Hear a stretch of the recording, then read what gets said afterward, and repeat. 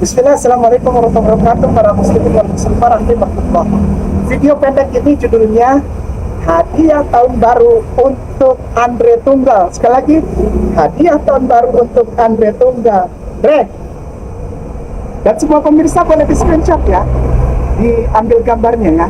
Yang paling atas itu tulisannya 18 April 2018. Kenapa saya tulis 18 April 2018 adalah tanggal di mana Kainama, sekali lagi Kainama, telah mempertanggungjawabkan di hadapan hukum dan melakukan konsekuensi hukum atas segala sesuatu hal yang menyangkut tentang sekolah dan kependetaan. Kata-kata pendeta dan sekolahnya Kainama sudah dipertanggungjawabkan pada tanggal 18 April 2018 di hadapan hukum dan Kainama telah melakukannya.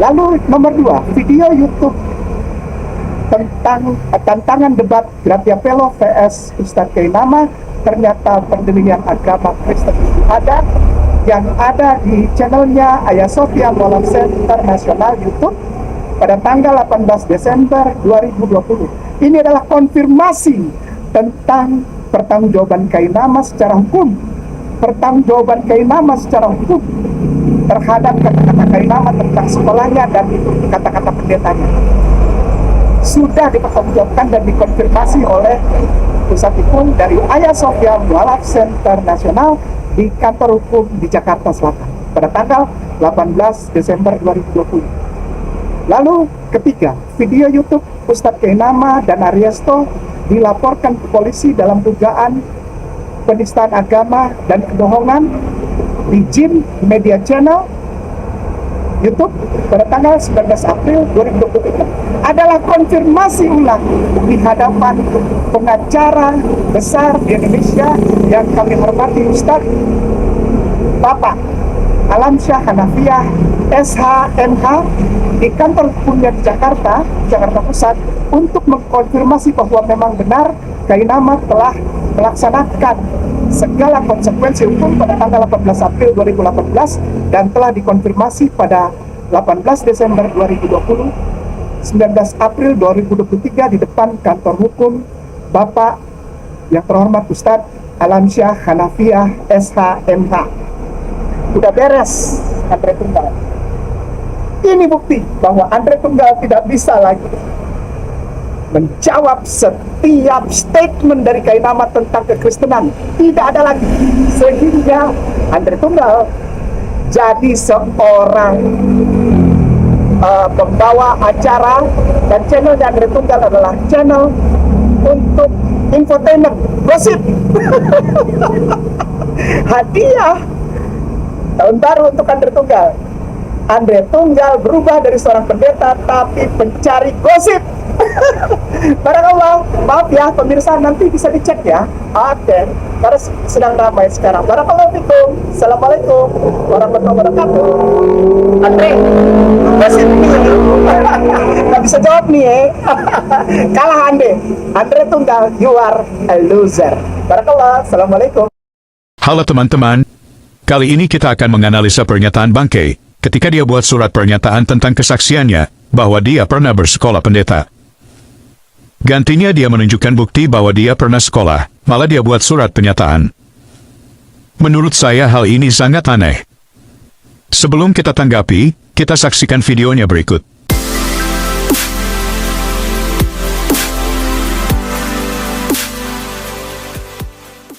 Jadi masalah tentang ijazah saya Kainama, tentang saya pernah sekolah di Israel, itu terus akan diungkit.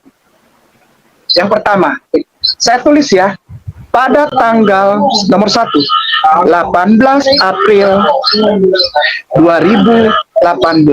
Sekali lagi, ini 18 April 2018. Saya, Agustinus Christopher Kainama, ini tolong di-capture, tolong direkam.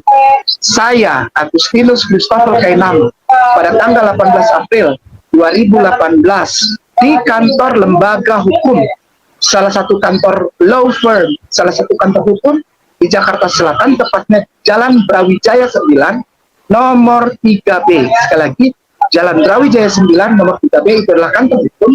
Saya Kainama, Agustinus Christopher Kainama, telah membuat surat yang saya tulis tangan di atas kertas seperti ini, kertas folio, lalu ada meterai Rp6.000 dan saya tanda tangan, di mana saya menyatakan bahwa saya tidak akan pernah lagi mengucapkan latar belakang saya sekolah dan latar belakang saya ketika saya masih kuliah.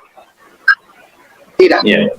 Kita berhenti sejenak, di mana dalam video tadi dia mengatakan bahwa dalam surat itu dia menyatakan bahwa dia tidak akan pernah lagi mengucapkan latar belakang dia pernah sekolah.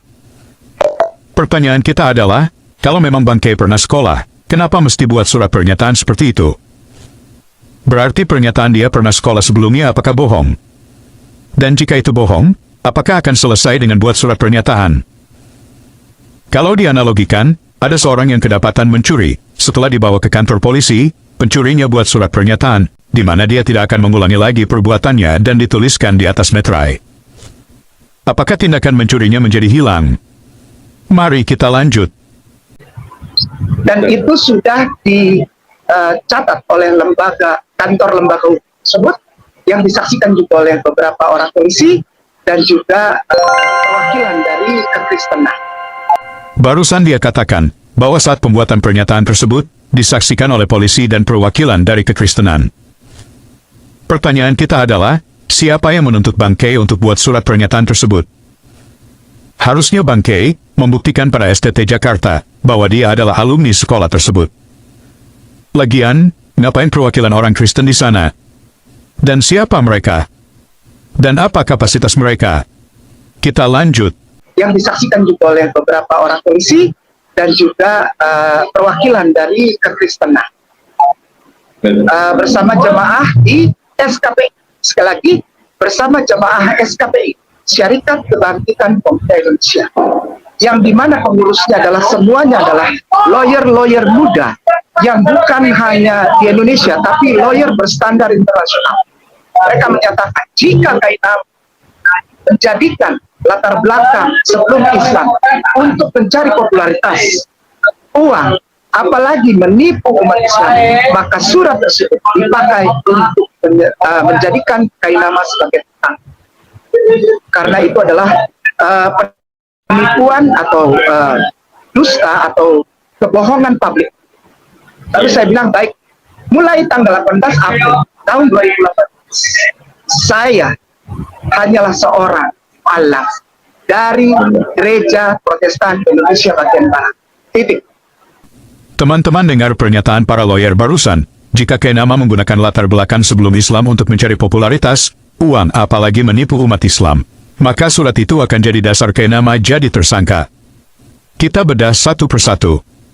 Pertama, jika Bangke menjadikan latar belakangnya untuk cari popularitas. Pertanyaan kita adalah, apa ukurannya kita mengetahui kalau Bangke mencari popularitas? Apakah para lawyer bisa mengukur motif Bangke? Apakah kalau Bangke ceritakan lagi nanti bahwa dia pernah sekolah, tapi bukan untuk popularitas, apakah boleh? Kedua, mencari uang.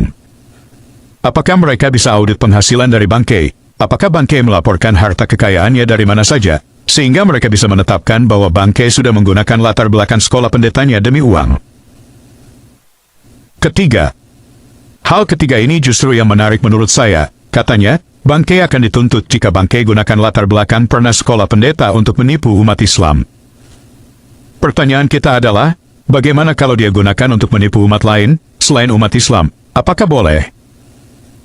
Jadi mulai dari tanggal dibuatnya surat pernyataan itu, Bangke tidak akan menggunakan latar belakang pendidikannya dalam berdakwa. Kita lanjut.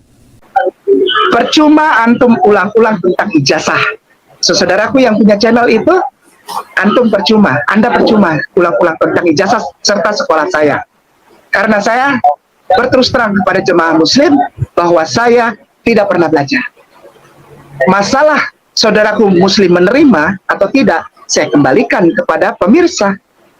Pemirsa yang akan mengulang riset dari data yang kita tampilkan sama-sama di sini dan bisa dibaca. Saya berpegang kepada para tuan guruku di Majelis Ulama Indonesia, LDK, Lembaga Dakwah Khusus Kristologi. Jangan pernah bicara kalau tidak ada data valid yang bisa dilihat oleh semua pemirsa. Jika tidak, Anda berdua, Kainama dan Aries, sedang menyerang serta memfitnah saudara kita Kristen dan Katolik. Kita barusan dengar bersama, Bangke mengatakan, menurut nasihat MUI, jangan pernah bicara kalau tidak pernah ada data valid yang bisa dilihat oleh semua pemirsa. Kalau tidak ada, artinya Bangke sedang nyerang dan fitnah umat Kristen dan Katolik. Bukankah pernyataan ini sudah dilanggar Bangke? Karena dia tidak pernah menunjukkan data valid kalau dia pernah sekolah.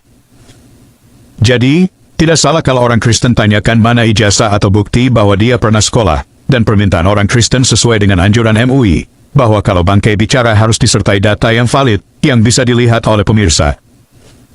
Apakah selama ini Bangke pernah tunjukkan data yang valid bahwa dia pernah sekolah? Kenyataannya tidak. Jadi, teman-teman bisa nilai sendiri, dari statement Bangke, apakah dia pernah sekolah atau tidak. Oke teman-teman, demikian tanggapan kita atas pernyataan Bangke. Terima kasih untuk dukungan teman-teman. Tuhan Yesus memberkati.